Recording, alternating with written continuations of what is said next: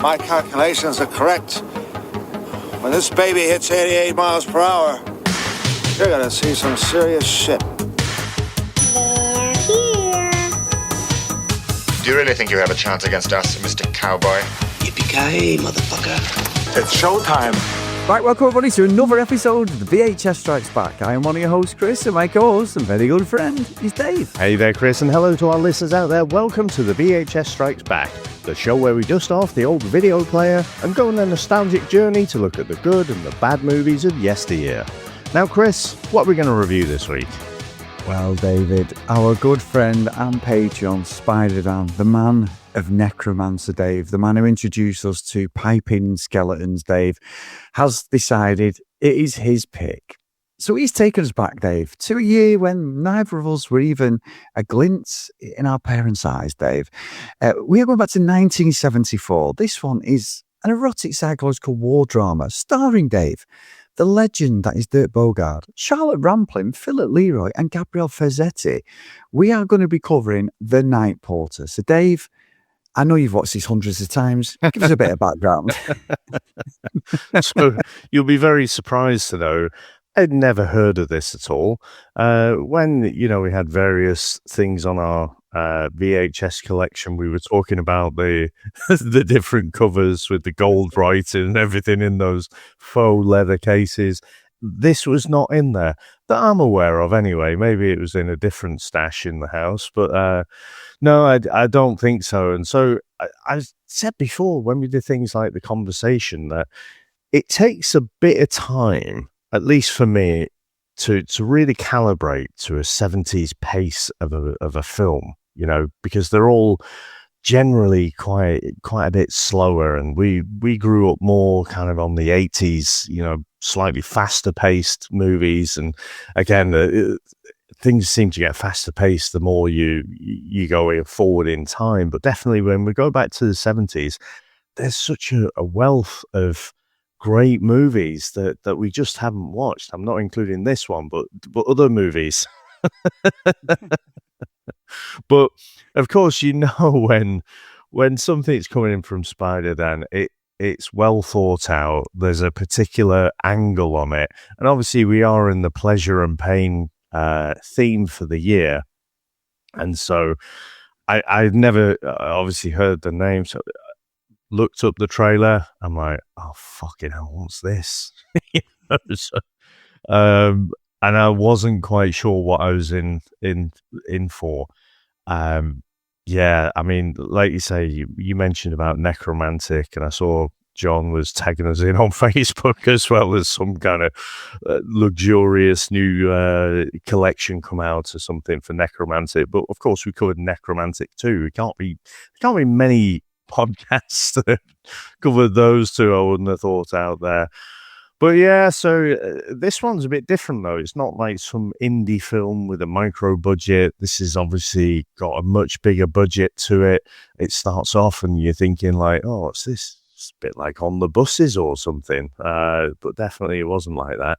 But yeah, so I can't think of anything. I think even the bits at the start in the hotel, if that was on, it wouldn't be played on the Saturday afternoon while I'm around my nan's or something on the TV, but if that beginning bit was on, I'd have just switched it right over. I'd have been not interested at all. But how about yourself, Chris? Any background at all with this one? No, I mean, I've watched the odd Dirk Bogarde film in the past. Obviously growing up, it was probably on quite a few things my grandparents sort of picked up on. You'd watch the odd black and white show. So he feels familiar. Obviously, this is sort of, back end of his career, I would have thought, wouldn't it? Was he like in his 50s at this point, something like that? But I've watched stuff with him in it, definitely. And this was something slightly different. But I think you're right. I think it's weird. Even when you watch Rocky, and especially the first one, it's got that like 70s, it's mid 70s. You've got it's a different tone and pacing. I think we've said this before about like the dialogue. There's more visual cues in there, and like people walking and just going about the business and the style of the shooting. But then when you get to say early, like 70s, early 80s, then you've, I'd say Rocky 3, for example, it's got that whole fucking Vaseline fucking thing on the camera. Everyone's just like glammed up. There's a different way of filming, the different angles they use. So I think you're right. I think like you watch a 70s movie, especially like 74, so this is probably filmed about 73-ish, and it's really slow. And there's loads of stuff that you could probably cut out. So I think you're right. But because we, as kids, obviously our generation, the kids' generation after us, our kids, they would not watch stuff like this, Dave. You know, I mean, Jordan had to watch Rocky when she was a kid, so she knows them all, but she won't watch them now by any stretch of imagination. But we watch old films, and she'll just walk in sometimes and go, what is this? You know, and I'm like, this is a classic or whatever. I mean, she knows not to slag off Smoking the Bandit, Dave. Let's be honest. But she will see stuff, and it just doesn't interest them. And I think, like, for us, we grew up on 4 channels. We grew up on catching any TV that we could. When I grew up as kids, it was always like Norman Wisdom, George Formby films, Laurel and Hardy. They were like the summer holiday stuff you get mid-morning after bloody Why Don't You and bloody, what was the bike one? I used to love the bike one, Dave. Kickstart. I used to love that. But you get these sort of films, obviously not this level. Then with Kickstart, Dougie Lampkin, Dave, he was the one who was always on it. He used to be like the main kid who was on it. But you would watch, maybe not to this level because this is more of an adult one, but these sort of films would be on. And I think even as a kid, because there was fuck all else on to watch, and if you, like your grandparents especially, they put a black and white film and be like, oh, for fuck's sake, I have to watch this. No phone, no nothing. Yeah. But you would enjoy them. You would enjoy some of these films. I'm not saying I didn't enjoy this one, and I know exactly why Spider-Dan's picked this, Dave, but he is a legend, because I think you're right. I think I love the fact with Dan, there's a lot of research behind it, Dave. He knows our characters. He knows, like, oh, I'm just going to throw this one in there to see what you think. I'd love the fact that he's picked this sort of movie because, look, as you said, Necromantic, I've not seen any other fucking podcast as far as I could see say, oh yeah, let's pick The Night Porter. However, there is loads of write-ups on it and different, there's the odd video on YouTube. So it's an interesting movie, but again, 47 years later, I wasn't even born until 78, but, it's, 52 years later, this movie comes out and you can settle into it quite easy because it feels familiar, because we grew up in anything that you could really, anything that was half interesting as a kid. So, yeah, I'm not saying I was interested in it that much, but I get the sentiment behind it and how like cinema changed and the way we shot movies in such a short space of time is really interesting with someone like this. And plus, I would say to you, I struggle with the European style movies where I don't know what it is. Yeah, everything. There were certain European movies that I didn't mind. Yeah, well, that's different, Dave. That's different. If I had a lederhosen, I was in, my friend. But just what I mean, like it's good going back on these sort of movies to see the style. Even when we did Planet of the Apes, like that was shot late 60s, early 70s. That bloody stupid TV version we did, and it feels familiar though. But for a generation after us, they'd be like, this is terrible. This is the slowest slot. This is when really acting was about acting, wasn't it? Yeah. You watch the Oscars now. The Oscars have just been on. How DiCaprio didn't get another Oscar, I don't know. But Michael B. Jordan's great. I've watched Sinners, and I know a lot of people slayed it. I loved it. Loved Sinners. I thought it was a great movie. It's just Dusk Till Dawn, really. I don't know if you've seen it, Dave, but it's a cracking movie. Oh, it's really good. Really good movie. I have no complaints with Michael B. Jordan getting it. I thought he was great in like the Creed movies and stuff as well. Like, I mean, the third one was a little bit Rocky-esque, but with Jonathan Majors. But it shows how acting's changed, whereas stuff like this is like very slow, cumbersome and different things. So no, I'm pleased he's picked it, but I have no fucking knowledge on this, Dave. I just kept thinking, stitch up. Here we go. Very good. Well, on that note, should we get into our trailer? Let's go.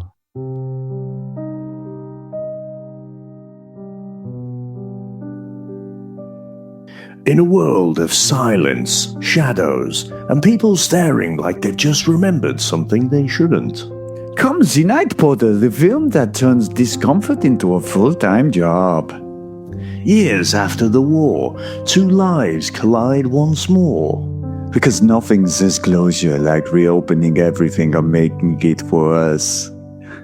He's a hotel porter, quiet and controlled. A man whose main hobby is looking haunted in corridors. This sounds like Count Dracula, Dave. Talking to Arnie. She's a guest, elegant, mysterious.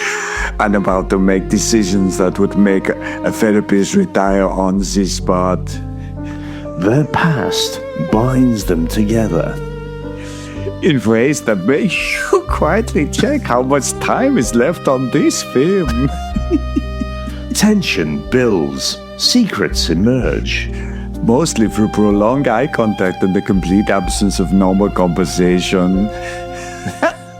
From the heights of European cinema comes a film that insists it's profound while daring you to question it. The Night Porter. Not so much a movie, more a test of how long you can sit with your own discomfort. Some stories haunt you. This one just refuses to leave the room. I don't know what's going on. Such a dick.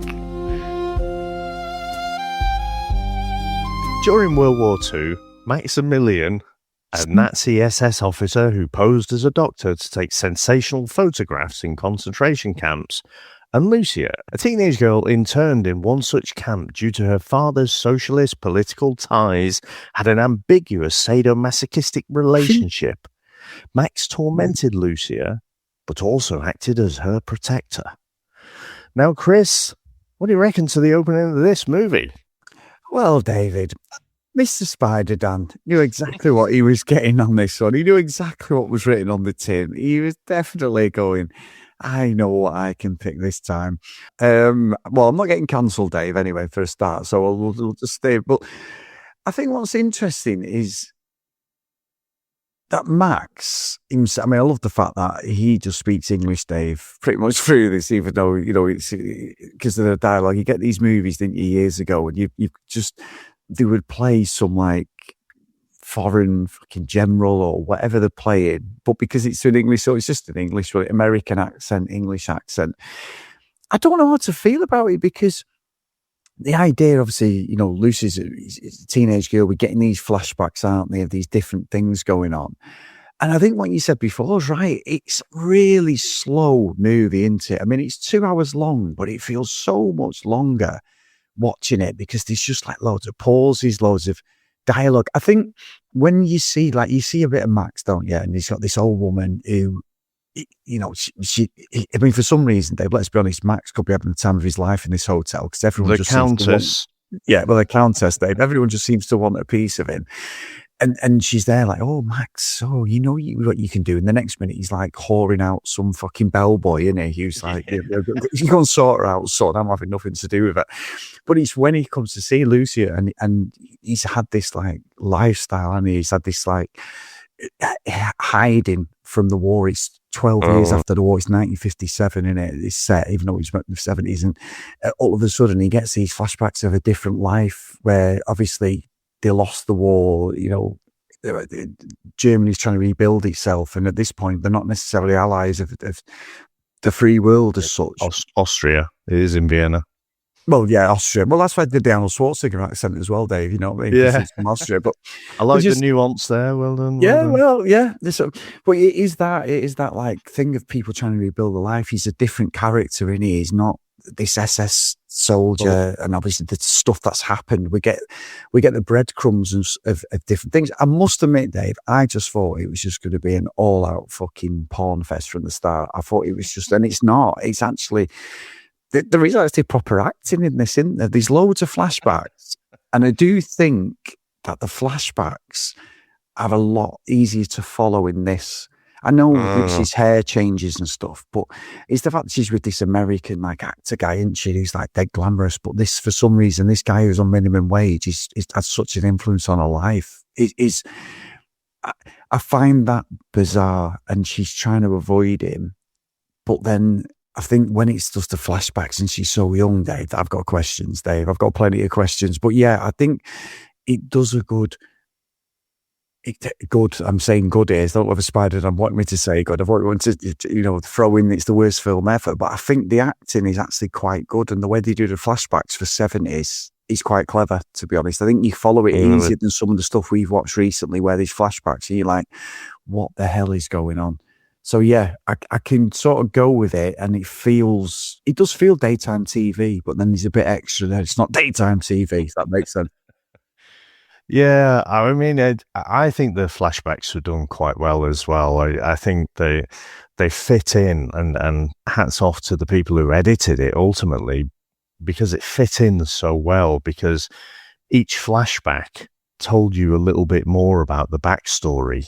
And so when it's going back to present day, so 1957, then you get to understand the context a little bit more. And I know we have this ongoing debate, is the non-linear stuff, the non-linear storytelling, is it a good or a bad thing? I just think when it's done well, it is really good. And when it's not done well, it just doesn't work. But yeah, again, hats off to Dan for the pick, because again, you think of something like Necromancy and just absolutely, one of the most extreme sort of vile things, this indie movie that was just, even the creator doesn't want to watch it. It's just quite the extreme pick. And you think, well, once you've gone there, how do you raise the bar from that? Well, I'll tell you how you raise the bar. You make your main protagonist an SS fucking Nazi officer in the war, who grooms a fucking 14-year-old girl in a concentration camp into a sadomasochistic relationship, and then they meet up years later and elope in a fucking hotel room. That's how you raise the bar.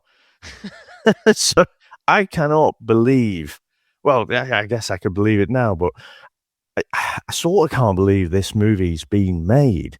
But I do think it has grabbed me, if I'm honest. I've been fascinated by this, because what a brave movie. And this was done by a female director. So even now, there's not that many female directors around. And it was an Italian director. I can't quite, where's her name? Liliana Cavani. Yeah, that's her, Liliana Cavani. Know her well.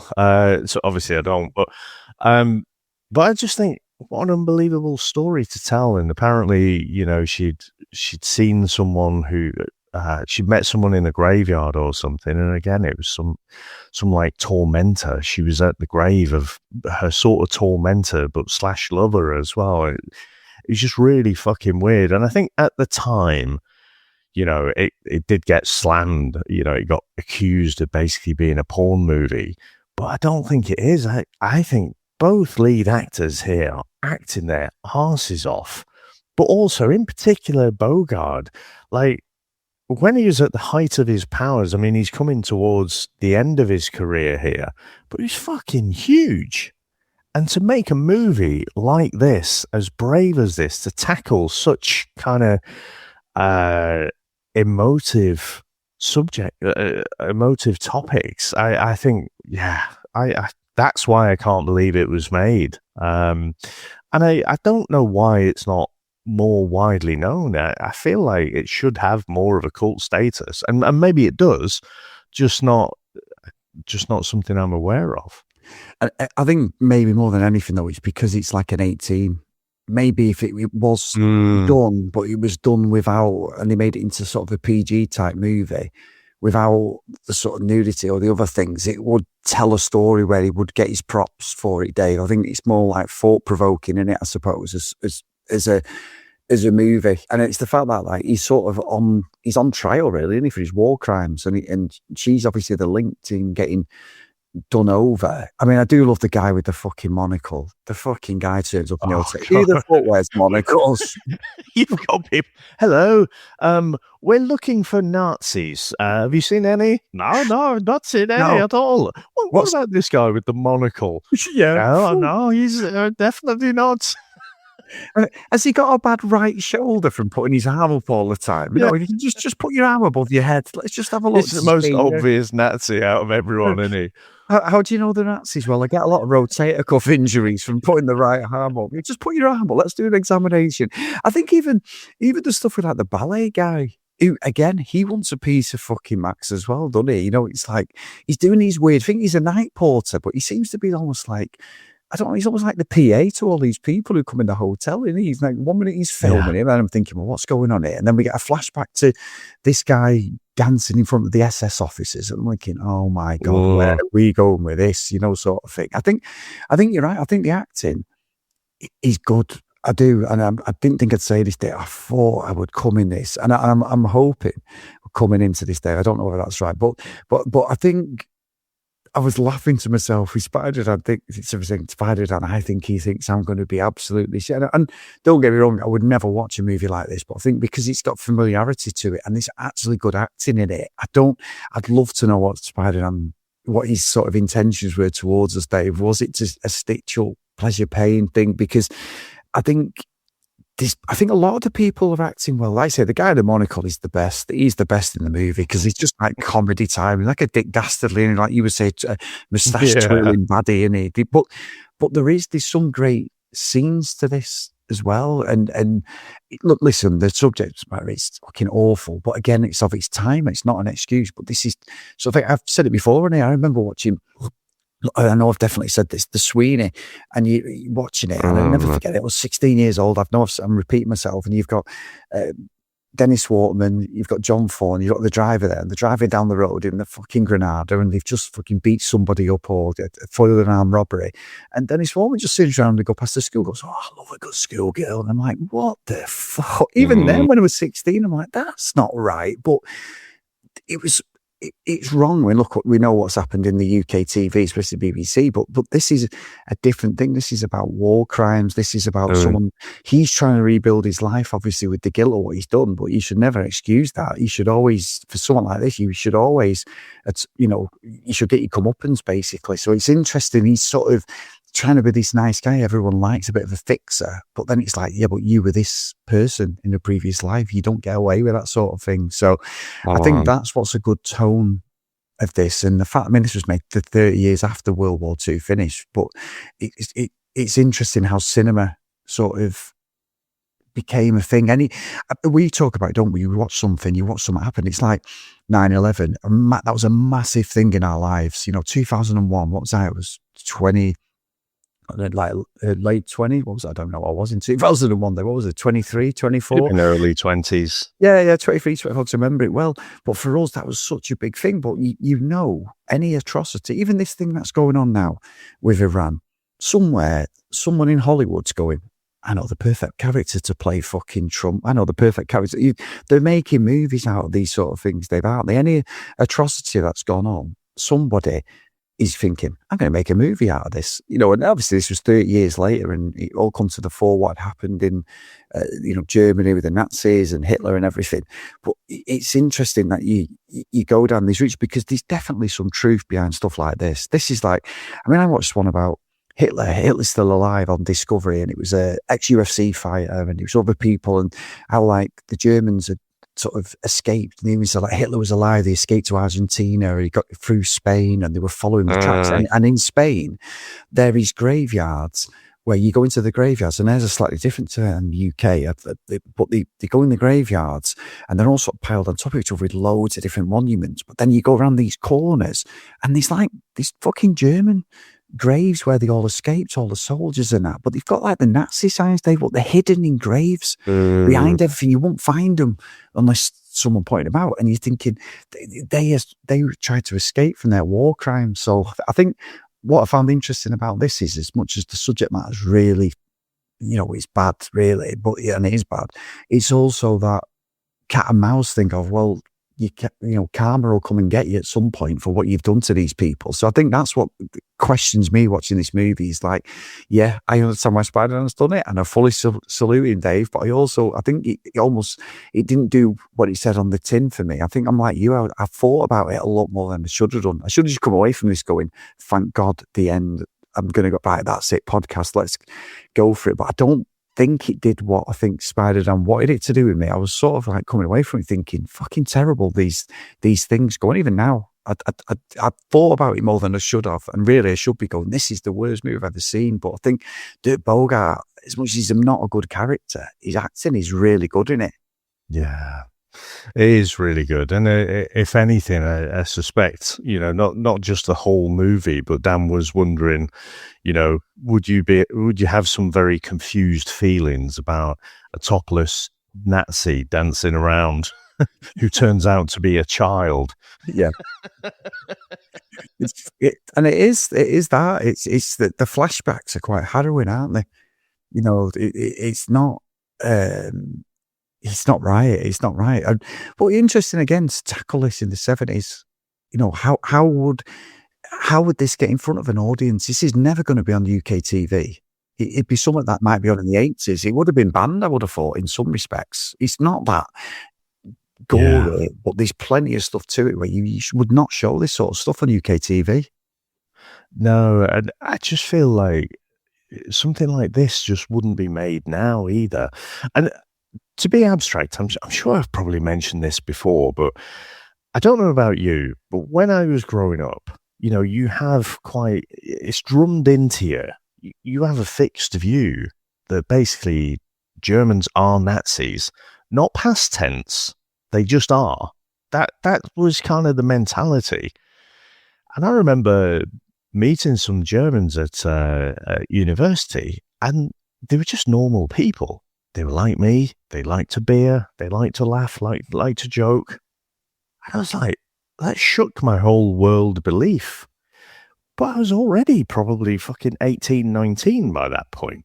Right? Yeah. So I'd gone through childhood thinking that German equals Nazi. And the thing that I think why this has got in my head so much is just how it normalizes people like after the war. Yeah. And again, to make a second abstraction. So I'm sure we've not recorded it for a while, but Star Wars conversations that I do with Mike and Math, they probably get bored of me saying, I fucking detest the end of Return of the Jedi. After George Lucas sort of redid it all, and the Death Star gets blown up, and the whole fucking galaxy is celebrating, and everyone's like, this thing that happened at some point in the galaxy, suddenly everyone across the galaxy knows and is celebrating or whatever. And I'm almost like that woman out of Misery. I'm like, no, it wouldn't happen like that. There would be lots of people who lament the fact that the Empire is gone. There'd be loads of people who are like, oh, fucking terrorists, blown up the Death Star, bloody wankers. So what I was reflecting back on is I was thinking, well, we've grown up with this idea that these Nazis were just this freak of history, that just happened. And unless they have comedy little mustaches, and wear German sort of army or SS uniforms, then that equals a Nazi. Whereas what this film does, it just puts you, especially in the first half hour before you get into the real flashback stuff, it just grounds you in this mundane setting. And again, you've got these little hints. So the Countess, who is obviously minted, obviously did very well out of the kind of Germany in the 30s, probably accumulated a huge amount of wealth and gets sorted out by the bellboy every now and then. It almost feels a little bit Carry On, doesn't it? Or Confessions of a Window Cleaner at the start without the saucy bits. But I just find it fascinating that it grounds it. It's so normal. And then you go back to these flashbacks and you see that there's this time and people are capable of doing absolutely terrible things, yet they're just walking around this hotel in a completely normal, mundane environment. And that's true. And you see that, don't you? All of us. I mean, there's been someone recently, I'm sure, Dave, there was some guy in his late 90s has just been trialed for some stuff with World War II and stuff, like. Oh, really? Yeah, quite recent. So it's not like it's still there. You and quite rightly. But I suppose I'm saying this would never be on UK TV, Dave. I tell you where it would be on, Dave. The BBC TV presenters, 1975 Christmas fucking special. They would have loved all that, wouldn't they, for their Christmas party, watching this one, Dave? God, yeah. Hosted True. by Jay Savile and G, Yeah. G Glitter. Well, there you go. But it is interesting that it was tackled, and I think it needs to be. I think it needs to be like talked about. So I think the fact that the content of it is 18 in its delivery, and that's why it probably hasn't got the props. But I can guarantee you read some of the reviews, you watch what you've said and what I've said, especially what you said about it, like it leave you thinking more than anything. Is if you look at the reason IMDb, people were saying it like I think it was a lady said that I was fucking crying after it watching it. Like I've not watched the film for a long time, even though it's an older film. That's made me sit there and go, what the hell? Like just where you really think about it afterwards and it gets you, basically. I think that's what this does. It sort of grabs you. And really, Max is not a good guy at all. But Do you think? Yeah, this SS officer paedophile is not a good guy. Yeah. Well, Dave, to be fair, he does help people in his, in the day-to-day stuff. He does help them with that sort of thing now. He's trying to atone for his sins. But no, it's weird too, because he's the main guy, the protagonist, but then there's just so much wrong in what's gone on. But they sort of portray the people coming after him as baddies as well. And it's like, well, they're trying to get him, aren't they? Because of what he's done. I think his little cohort there, the way I interpreted it, his little group of friends, if you like, were also fucking SS officers, probably. And the people who were probably trying to find them, it's probably all wrapped up in the Nuremberg trials, isn't it? They're still trying to catch people. And, I must admit, and I like to tell myself I'm a student of history, but I'll be honest, I didn't realize the whole migration to places like Argentina until I watched X-Men First Class. There's that whole scene with Magneto, and he meets the couple of guys one was a tailor and one was a pig farmer or something, wasn't he? On Schweinbaba. I think he says, or something like that. But that in my fucking hyper-focused ADHD way, that sent me off down a rabbit hole, understanding about all this migration across to South America. And I thought, well, I guess, it would make sense, wouldn't it? Because all of these people, when the war's over, they don't just vanish into thin air, and not everyone, obviously, but there's a lot of people who did a lot of terrible things.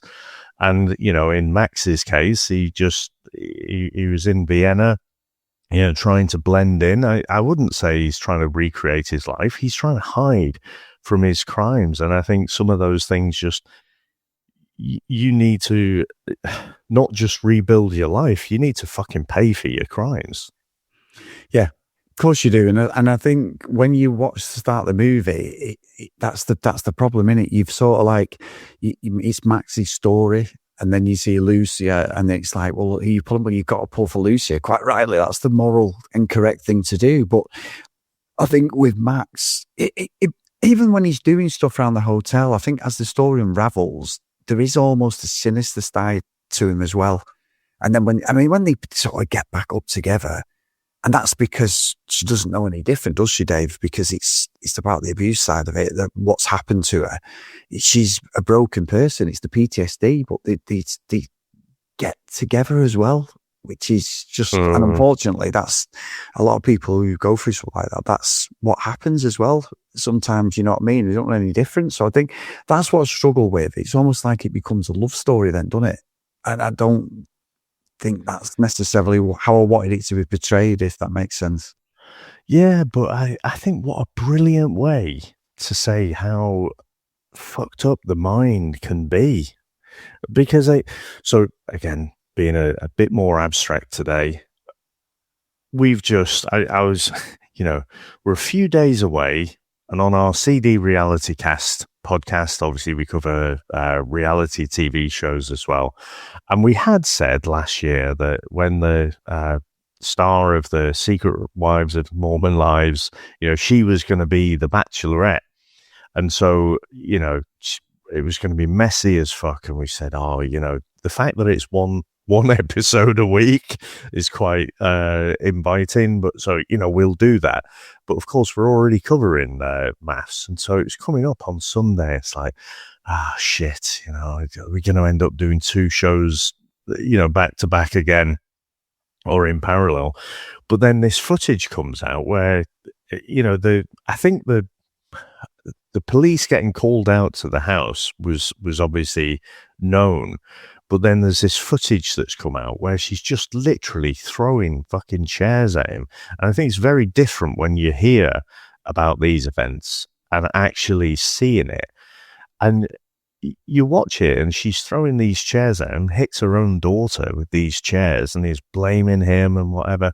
And you look at that and you think, why? Why would you ever go back with that person? Because, if you watch Secret Wives of Mormon Lives, he's always trying to get back with her, but she's absolutely being the abuser in that scenario.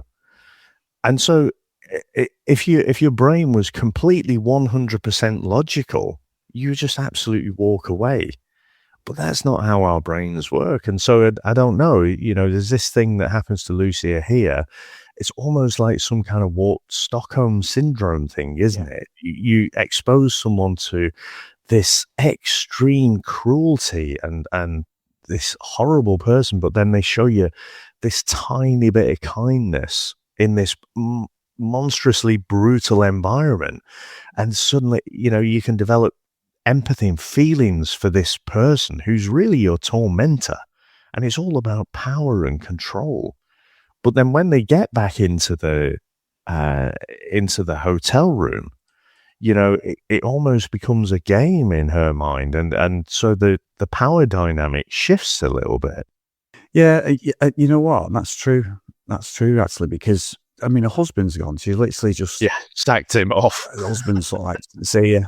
Yeah, see you, mate. I'm back with this. But you're right. I think what makes it worse, I think makes Max then look like the baddie, if that makes sense. He sort of felt like, you've seen stuff where he was trying to be the protector, but he's not. And I think that's what makes it worse. And then he's talking to that countess woman, and I love her and all this sort of thing. And it's like, no, mate, you don't get away with that. This isn't the love story we're all after. You do get these like art scenes, don't you, where she's playing up to he's got his gear on, his SS gear, and she's dancing and all that. I think that's what she's dealing with. All this PTSD of how these Germans have treated her and how she's navigated life. She thought she was over it. She thought she was like past it, and it seems to have just brought her back down. I think that's what's really good about this is the sort of like the story behind all that and how she's navigating life. I think it just makes him look really sinister than Max. I think that's where you then start going, actually, no, you're not a good person at all. Irrespective of the life that you've tried to lead after. I feel like you see Max slightly different from me. For me, I see him as being this, again, he's an SS officer paedophile, right? So there shouldn't be a debate about whether he's a good guy or not, but it does humanize him. So he kind of becomes not this 2-dimensional, almost comedy figure. Again, you fucking grow up in the UK in like the 80s and stuff, and you're just seeing like Freddie Starr walk around like a Nazi. You're watching Hello Hello, you're watching Dad's Army. You're just watching all of this content which just has these 2-dimensional Nazi characters, and I think he is absolutely humanized, but there's no question he's not a good guy at any point. Oh, no, it's not. No, he's not. I think you're right. Let me probably explain it a bit better. He is not, it's humanized, and that's probably the better description of him as a character. I think as it goes on, I just want him to get sort of killed, really, Dave, as it goes further on into the movie. I just want him to be taken out, if that makes sense. As it goes on, and again, it's almost like, again, when I was watching Titanic, and a typical fucking bloke at the time, so I didn't want to watch it. It's like, oh, fucking hell, what's going to happen here? Oh, it's Hollywood, so they'll probably fucking miss the iceberg or whatever. And because it tells a very human story, you get invested. And I remember thinking in the cinema when the iceberg bit comes up, I'm like, oh no, I don't want this to happen. So I was invested in this human story, and I think when they're in the hotel room in particular, even though it's a fucked up relationship, you're kind of, they're the central characters, and so you are rooting for them a bit to kind of hide away. I mean, I did think to myself, like, if you're hiding, I don't think your hotel room is the best place. Like, if you're trying to get away from like these investigators or whatever, go on the run. Leave no paper trail. Don't use your credit cards. Don't know if credit cards existed in 1957, but yeah, it did cross my mind a little bit there that it's not the most cunning plan. It's as cunning as a baldric plan, I guess. But yeah, I think you are rooting for them. And again, you just see this back and forth between them because, again, he's trying to control her as if it was back in the camps. And, she this is where I was saying the power dynamic, I think, does change a little bit because she calls the shots a little bit more. And I sort of mentioned it at the top when I was doing the plot stuff, but another interesting artistic choice, and this is pure art house, by the way. So all of it is definitely in that category. But the fact that they made her not Jewish, they made her basically she was the daughter of a socialist, and that's why she was in the camps. Not a weird, but an artistic choice. And again, I think that just sort of played on my mind a little bit as well. It's like, if we end up going that way again at some point, like, fucking all bets are off. You could just end up in one of these places if you're not careful. Yeah. And I think 2 hours as a movie, Dave, when I first saw it, I was like, oh, Spider-Man, what have you done? But what a discussion we've had today on this, a completely different movie that we, usually we're tearing it to pieces. And I couldn't tear it to pieces because I think you're right. I think that's a great explanation of Max, is it humanizes him to a point. But then, what did you think at the end bit, Dave? When they're walking on the bridge? Yeah, I thought that was, because they were starving, weren't they? And they were trying to get people to help them because the little group that he was in would basically cut off his groceries and stuff. So they were struggling. And so, again, dressing up in the whole uniform, for me, that was him sort of saying, this is who I am. He was, and that's why I say I don't think he was trying to rebuild his life. I think he was trying to hide from his former life. But in putting the uniform back on, he was saying, this is who I am.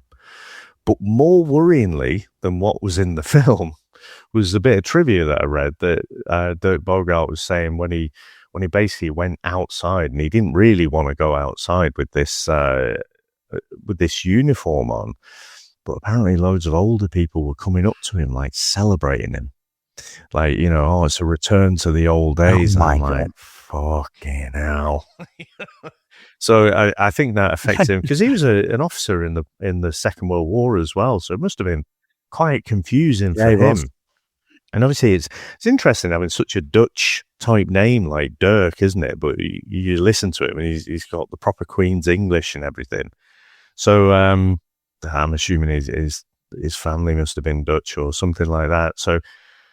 So yeah, just really, really fascinating. And for me, that was the acceptance. Like, he knows what's going to happen. He is walking to his death. It's not a surprise that he gets assassinated there, and obviously Lucia as well. But just an interesting, tragic way, because, like I say, even though he's a fucking terrible person, and she's like been driven to borderline insanity and infatuated with him, but they've both got to kind of go out, haven't they, Bonnie and Clyde style?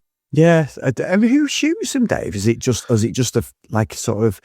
It doesn't. I couldn't really get. I don't that. think. I couldn't understand. I'm assuming it's his little entourage. I mean, you don't know for sure, but again, they're talking earlier in the film about, neutralizing people, because they're trying to make sure that all the loose ends are tied up, and so they know about Lucia, and then he is sort of protecting her.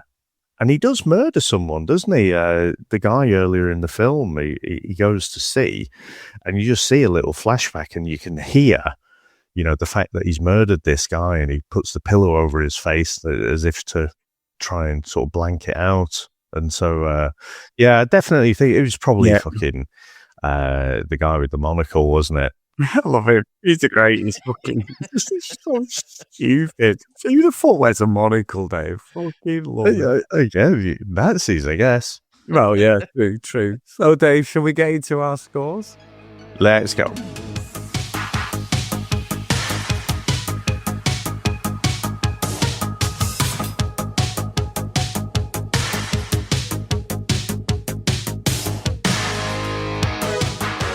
So, Spider-Dan, great pick, mate. I just wasn't expecting to come away from this. I was expecting to just hate every minute of it. And as much as the subject matter is proper,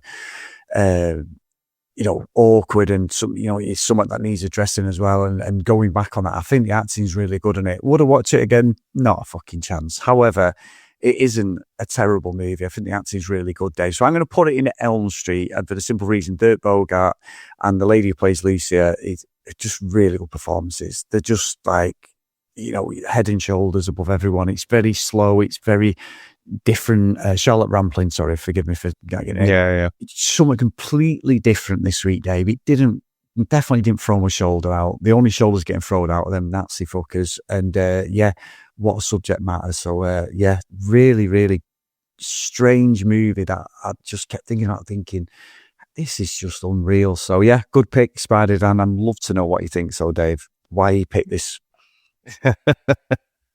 Well, I have to agree with you in that Dirk Bogarde and Charlotte Rampling absolutely acting their asses off in this. Just unbelievable talent.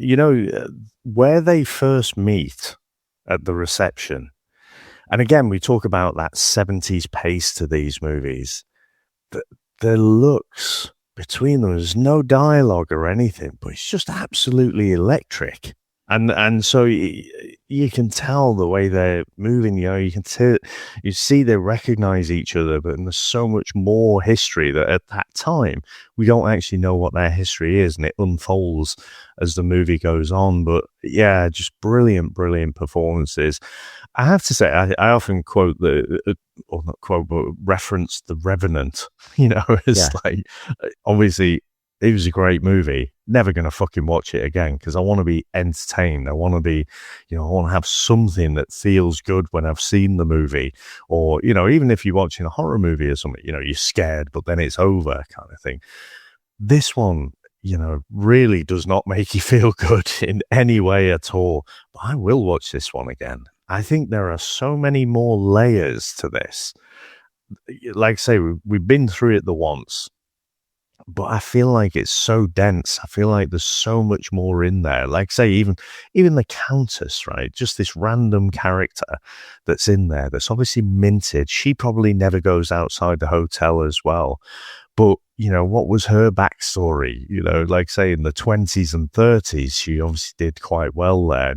But now she's just sort of in this hotel getting seen to by the bellboy.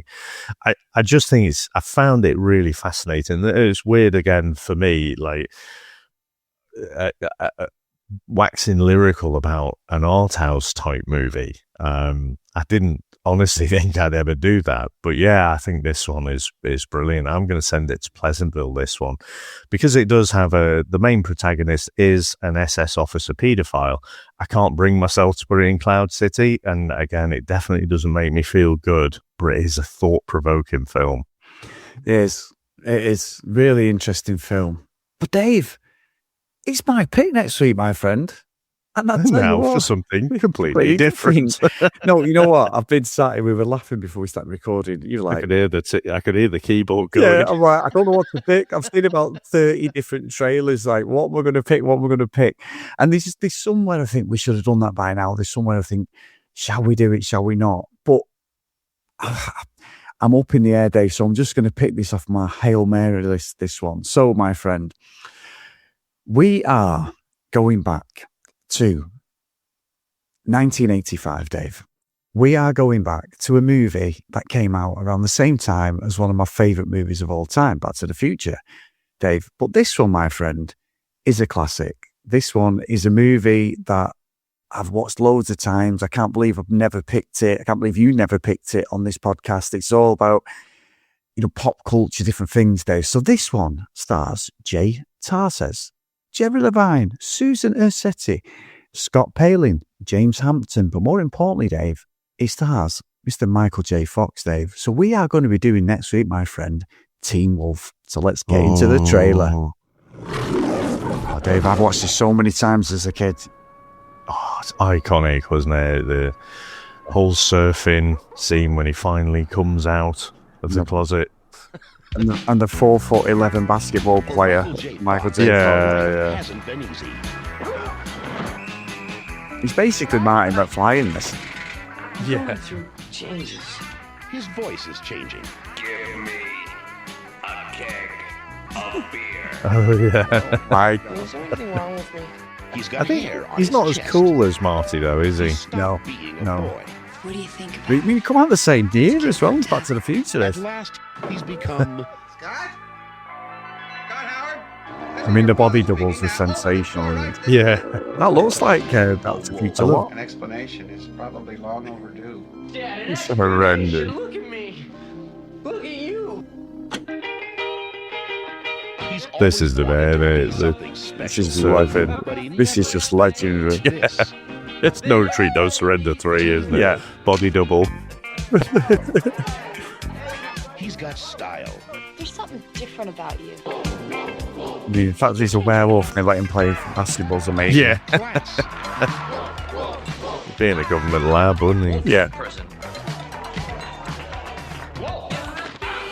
He's got hair all over This his is going to be body. terrible. I just know. I can I tell think already. so. It's not going to hold up as well as we think, is it? No, and it was an iconic movie. It was always on TV. I rented it so many times. I rented the second one. Jason Bateman's in the second one, and that's even worse than this. But anyway, Dave, I had to pick it. We've sat on this for nearly 7 years now, not picking it. So I've got to put it on there. It's sacrilege we haven't done it as a review. So no, I'm looking forward to that one, my friend. So big thank you to everyone as always. If you want to email us to vhsstrikesback@gmail.com. If you want to follow us on social media at VHSStrikesBack. If you do want to support us, please get over to patreon.com/the VHS Strikes Back. So the roll call of honor and a big thank you and big welcome to our newest patron, Graham, who's coming at top one. So I'm sure we'll have a pick off Graham in the next couple of weeks, Dave, or so. So welcome to the ever-growing list of patrons. Honestly, it's unreal the amount of people who support this podcast. So thank you guys, past and present. So the roll call of honor, thank you to Graham, Matt, Reese, Nick, Greg, Gareth, Mike Lee, Helen Dillon, Dan, Justin, Susan, Tim, Matt Hales, Kent, Lucky Green, Herbs Jack, Math Blake, John Hammond, and Mr. Tony Farina. So thank you so much, guys, for your support. Unbelievable stuff, Dave. And as that list gets bigger, Dave, the more extreme the movies get. So yeah, bring it on. So loved it. Absolutely loved it today, mate. Completely different movie, and just cleanse our palate with a bit of Michael J. Fox for next week. That is a great pick, and I do feel like that is also going to be a bit of pleasure and pain, to be fair. Yeah. I think I have very fond memories of watching it at the time. It was one of those, everyone at school had watched it. It's really popular. I think the pain bit is going to be watching it now. Just watching that trailer, I've got a feeling, this might be a one-note joke. Yeah. But, I mean, let's see. But Chris, for the musical angle, I deliberated over this one. At first, very much, who do you think I was thinking of, right? Watching this movie, and I thought to take musical inspiration from? AC/DC? I don't know. So Taking the piss. rhymes with shitter. Gary Glitter, right? So that was the first place I thought to go. Bit of glam rock. And then I was thinking about all of the fucking wrong, especially we're in the 50s now, so this is 1957 Vienna. And, you've got, I don't know what the time is, but you've got things like Gary Puckett and the Union Gap with things like This Girl Is a Woman Now. There's the one in Pulp Fiction, isn't there? Girl, you'll be a woman soon. Yeah. what is it? The Sound of Music. You are 15 going on, 16 going on 17. All these fucking wrong-uns.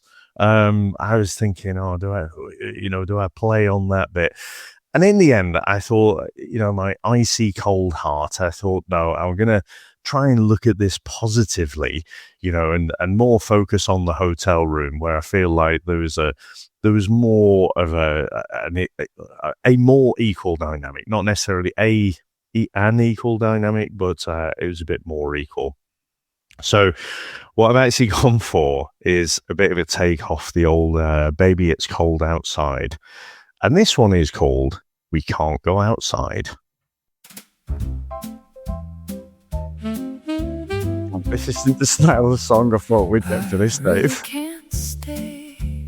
Baby, we can't go outside. I've got to go away. Baby, we can't go outside. This evening has been hoping that you dropped in. Strangely nice. Your timing's uncanny tonight. It's fucking wrong, man.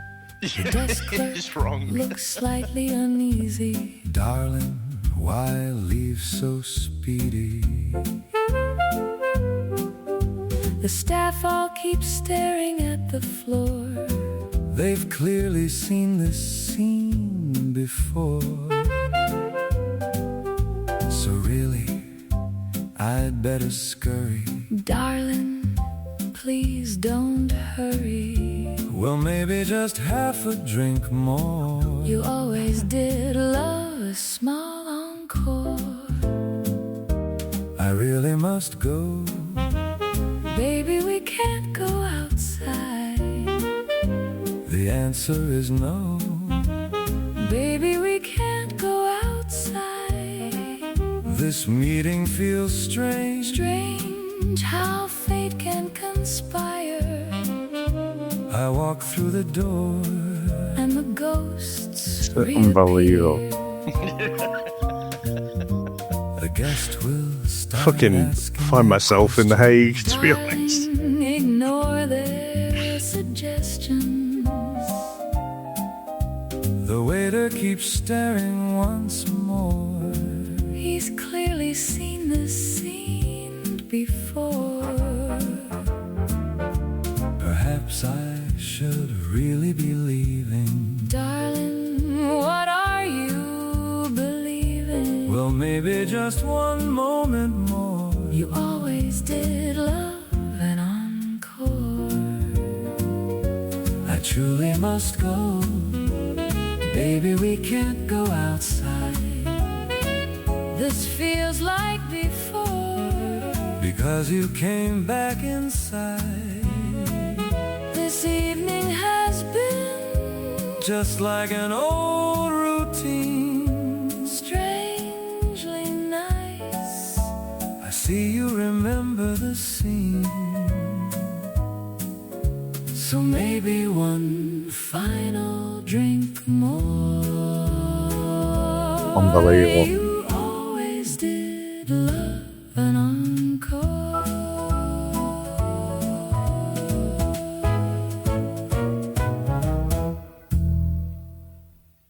Very good, my friend. Very good.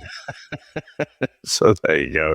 Just wanted to subvert the expectations. Like I say, I did start off, I was thinking of doing something by the Glitter Band, as they are referred to now. But no, as soon as I started thinking about that silly angle of making it more of a love story, because I mean, that baby, you can't go outside. Because like Tom Jones did it, didn't he? Yeah, it's cold outside. It's so fucking wrong. Yeah, it's cold outside. It's so fucking wrong if you listen to the lyrics. So I thought this one actually wasn't that far away from that. But anyway, Chris, today it's been amazing. But I must admit, I'm kind of looking forward to a little bit of a palate cleanser with Team Wolf next week. So thank you very much, sir, for the chat. Thanks to Spider Dan, of course, for the pick, I think. Thanks to all our listeners out there. Thanks to all our supporters. And we'll speak to you next time. Bye. That's it, man. Game over, man. It's game over. What the fuck are we gonna do now? What are we gonna do? Maybe we could build a fire, sing a couple of songs, huh? Why don't we try that? We better get back, because it'll be dark soon, and they mostly come at night. Mostly. I'll be back. That's not. We came, we saw, we kicked its ass. Wax on, wax off. Get to the chopper! One ring to go. All right. Ding, ding. Bust you up. Go for it. Well, here we go. Ain't so bad, ain't so bad, ain't so bad. Come on, ain't so bad. Ain't nothing. Come on. You must be crazy or something. I'm crazy. You just a stupid. Yeah, maybe you crazy. I ain't breathing heavy. He's a fool. He's stupid. I seen you at 6 o'clock.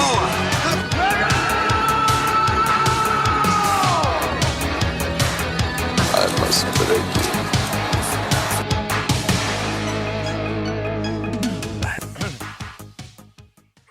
During the war, all spies would be shot.